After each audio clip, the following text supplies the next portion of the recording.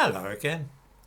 The accusation has been levelled at me that this channel is less concerned with debunking history than it is with picking on black people.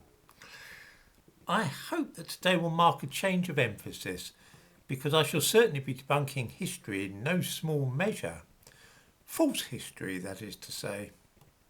Take the idea that the 19th century British poet Elizabeth Barrett Browning was black, for instance. I'll warrant no viewers have heard this before, so I think it's reasonable to debunk something of that sort. I've spent an entertaining hour going through Wikipedia's page on 100 great British Black Britons. In the description to this video I provide a link to this and also a link to the actual 100 Great Black Britons site itself. The first thing one notices when browsing through the people on this list is that they are not all actually black, which is a little curious, to say the least of it.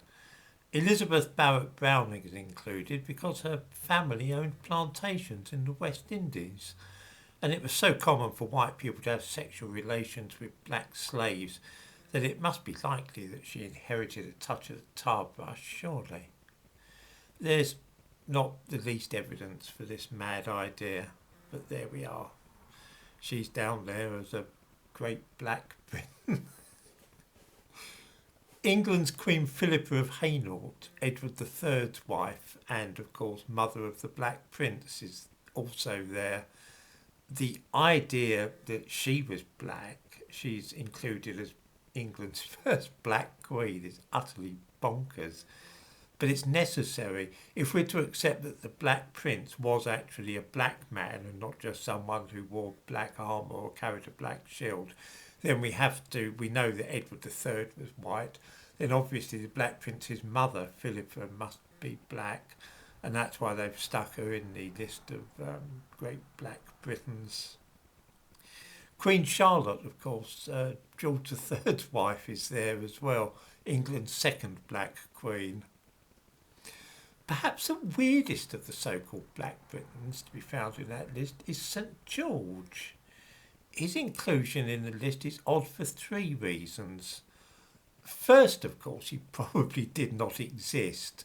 At the very least, we know nothing at all about the real George. Only various garbled legends, one Greek, one Latin, exist about him.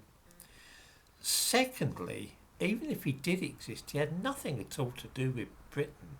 He never came within 1,000 miles of the place, so I cannot for the life of me conceive how he can be considered a Briton or Black Briton at all.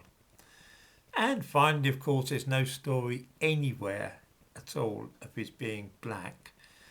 The legends about him suggest that his parents were Greek. In the 100 Great Great Black Britons list, his parents are described as being black Palestinians, but Lord only knows where they've got this from. So why he would be regarded as a Black Briton is just one of those strange mysteries which we find when we delve too deeply into black pseudo-history.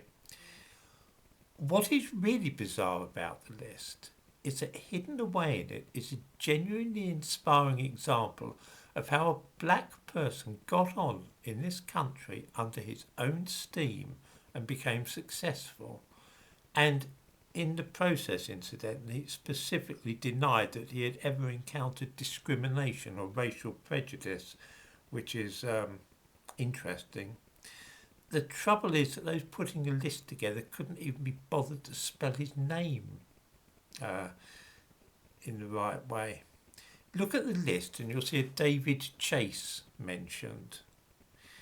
If you click on the name David Chase in the second of the two links I give, which is for the actual site for 100 Great Black Britons, you'll be told that David Chase is the highest ever ranked black commando.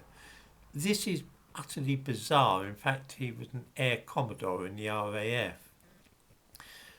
The thing is, his name is not Chase at all, but Case.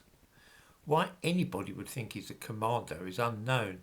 Perhaps those compiling a list were unfamiliar with the rank of Commodore and so substituted a vaguely military word that they were familiar with. I don't know. This sums up everything screwy about the Black History game. Among all the models, pop singers and footballers who are supposed to be great black Britons, we have a man who by his own efforts attained an extremely high rank in the Air Force. A man, incidentally, who denied that he had ever encountered any discrimination in the armed forces, and those putting the list together couldn't even be bothered to spell his name correctly.